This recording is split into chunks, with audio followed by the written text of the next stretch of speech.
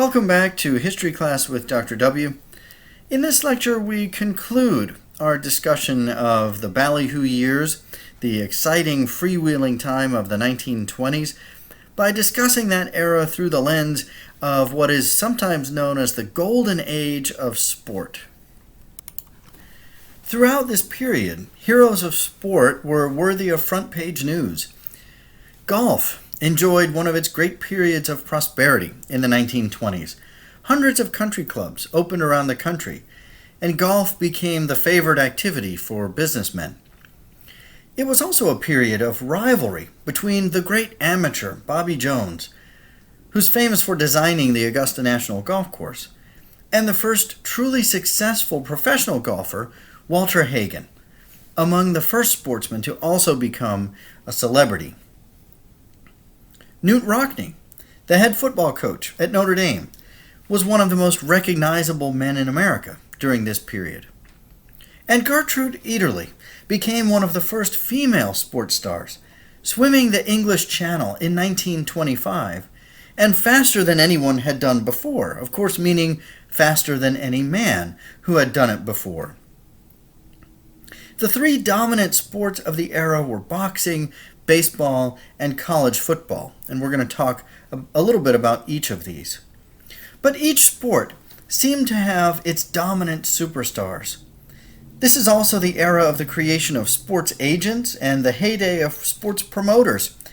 With the growth of media and many products came the era of endorsements and advertisements, with sports stars heading the list of desired pitchmen. It was also an era when even sports writers themselves became celebrities. Sports heroes served a valuable function for spectators as well. As life became more complicated, cities became larger, and individuals became more anonymous, fans began to live out their dreams through the success of their sports heroes. The heroes of the age all seemed to achieve gigantic success in powerful and surprising ways. Babe Ruth pushed aside the technical, scrappy methods of Ty Cobb in favor of vast home run bombs.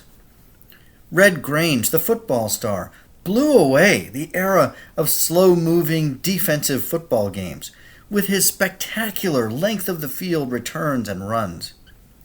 And Jack Dempsey achieved fame as a boxer with his spectacular Mike Tyson-like knockouts, rather than scientific, peppery boxing like his predecessors Gene Tunney and other top contenders. Americans loved the outsized hero, especially one who rose from humble beginnings to achieve the American dream. Such ideals were reflected in the literature and theater of the day. Charlie Chaplin portrayed a quiet, goofy character who outfoxed the police, bullies, and large corporations. Robin Hood films were popular, as were westerns featuring classic cowboys defeating villains and Indians. Also popular in this era were gangsters and criminals who achieved spectacular crimes while eluding the law. And all of these ideas were played out as well on the fields of sport. One of the biggest stars of the age was the boxer Jack Dempsey, who came out of Manassas, Colorado, and carried various nicknames like the Manassas Mauler, Kid Blackie, or Young Dempsey. As a teenager, Dempsey was forced often to ride the rails as a hobo, traveling from camp to camp, town to town, where he would often engage in barroom brawls and challenge all comers in the bars to fights, which he rarely, if ever, lost. Dempsey parlayed that early experience into a professional career, and in his early bouts, he won over the fans with his rough-and-tumble style, his vicious punches, and first-round knockouts, eventually rising to a championship bout on July 4th, 1919, where he faced the much bigger champion Jess Willard. And He battered the champion, knocking him down 7 times in the first round and transmitting all manner of injuries, including broken ribs, broken teeth, and many other things. His reputation as a stunning superstar in boxing was secure. When Jack Dempsey had a title fight, it could be on the front pages of sports pages in the newspapers all around the country for weeks, in the build-up to the fight and then in the aftermath. In 1921, when he fought the French champion Georges Carpentier, it was the first $1 million gate, and as I've previously noted, was one of the first mega events carried on the radio at that time. The bout depicted in this famous painting is another of his famous matches, a 1923 match with the Argentinian Luis Firpo, who possessed one of the great nicknames in all of sports history, the Wild Bull of the Pampas. It was a fantastic bout, considered by some the greatest ever, although since it took place in the pre-television age, it's hard to judge. But both men knocked the others down over this 2-round bout, and Dempsey himself was knocked out of the ring, which is depicted in this painting, although it's believed that the artist got the 2 boxers reversed. It was Jack Dempsey who actually flew out of the ring. Dempsey went on to win the bout with a 2nd-round knockout. He held the title until 1926, when he finally was beaten by the next champion, Gene Tunney. But throughout much of the 1920s, Jack Dempsey was one of the greatest sports heroes of the age, a front-page draw, and one of those outsized heroes who transformed his sport. Another of the great sports heroes of this age was Red Grange, the football player, particularly for his college football career. He grew up in a large family in Pennsylvania, where he worked with his dad and his brother in various jobs, working in lumber camps and delivering ice, which led to one of his nicknames, the Iceman of Wheaton, a great nickname. Grange was a hard worker, blessed with great speed and shiftiness on the football field. He was a high school star in Wheaton, Illinois, and went on to attend the University of Illinois, where he truly became a star. With Grange as the headliner, college football came in second only to baseball during the 1920s. Grange had his most stunning performance in the game against Michigan in 1924, when he scored 4 touchdowns in the first 12 minutes of the game on a kickoff return of 95 yards and 3 runs of 67, 56, and 45 yards.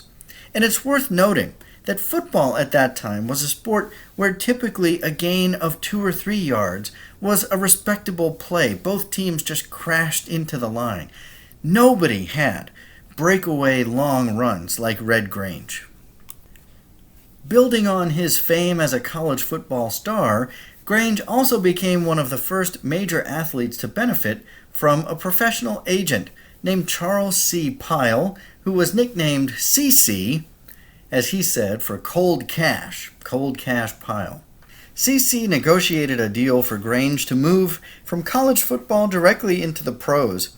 The professional league up to that point had been a working class and ethnic league. Grange was a college man. He'd earned his college degree, which promised at worst a middle to upper class lifestyle. Still, based on Pyle's deal, he joined the Chicago Bears immediately after college and helped to lift professional football to prominence. Grange played a grueling schedule that year, 1925, with the Bears, playing 10 games in 17 days, always before packed houses. The team then embarked on a barnstorming tour, playing 14 more games in 35 days. Building on his fame from this trip, Grange became one of the great pitchmen of his era. He endorsed sweaters, shoes, caps, a doll, and soda pop. He also starred in a number of films. That first year alone, Pyle and Grange split about $250,000. The two continued their partnership for a few years, but Pyle's huge dreams of founding an entire league with Grange as the star didn't pan out. Grange played until 1927 for Pyle's team, the New York Yankees, before a knee injury interrupted his career and killed the team. Grange continued to play football with the Bears as a defensive back and straightaway runner, but he never achieved the incredible success of his college career. He retired in 1935 and went on to a career as a sportscaster in the 40s and 50s. The number one sport of the age was, of course, baseball, and there were many stars in the 1920s. Ty Cobb and Honus Wagner on the tail end of their careers, and a young Lou Gehrig just starting out. But the biggest star of all, without question, was Babe Ruth, who transformed the game with his mammoth home runs. Ruth may just be the most outsized hero of this era. He rose from humble beginnings to become a great athlete. He was a barkeeper's son who found himself in reform school, where he was taught baseball and picked up the game that changed his life. Ruth completely transformed the way Americans thought about baseball and the way other players thought about it and played it. He changed baseball as profoundly as Tiger Woods changed golf, or many other examples. Other batters now swung for the fences, and pitchers struggled to keep up. Managers changed their styles away from the hit and run and slap hitting and base running to aiming for that big hit. Ruth also appealed to the masses by not being too perfect. He was human, and his penchant for eating, drinking, and womanizing only seemed to make him more popular. He became all the more heroic for his popularity with children, whom he adored. In one of his legendary feats, Ruth visited a boy in the hospital and promised to hit a home run for him. He then went out and hit a home run, and as the story has it, the boy recovered soon after. Ruth is also significant for becoming one of the first major sports pitchmen for all variety of product. In 1921, Christy Walsh, a cartoonist turned businessman, convinced Ruth to let him handle his business affairs. Walsh began by writing many ghost letters and sports columns under Ruth's name, convincing the fans that he was writing to them. Walsh ultimately expanded his role to control Ruth's public appearances and advertisements. Ruth signed on for many vaudeville appearances and barnstorming tours, raking in enormous appearance fees. He promoted dozens of products, from hunting and fishing equipment to shoes and cars and many others. And later in life, he continued making money through advertisements, appearance fees, and speaking engagements, even after his retirement from baseball itself. All told, Ruth made an estimated $3 million in his lifetime, about half of it from endorsements and off-the-field earnings. While he spent lavishly, Walsh had also had him invest wisely, so he lived a comfortable retirement. Ruth's legend persisted after his retirement, and anyone with the gall to threaten one of baseball's hallowed marks met with tremendous resistance.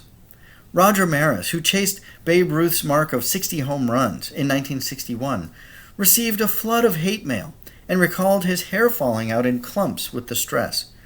Similarly, Hank Aaron, while pursuing Babe Ruth's career home run record of 714, also received numerous death threats. All told, sports stars like Babe Ruth, Jack Dempsey, and Red Grange were perfectly suited to this age of ballyhoo and bombast, fitting into this era of outsized stories with their own superlative athletic accomplishments.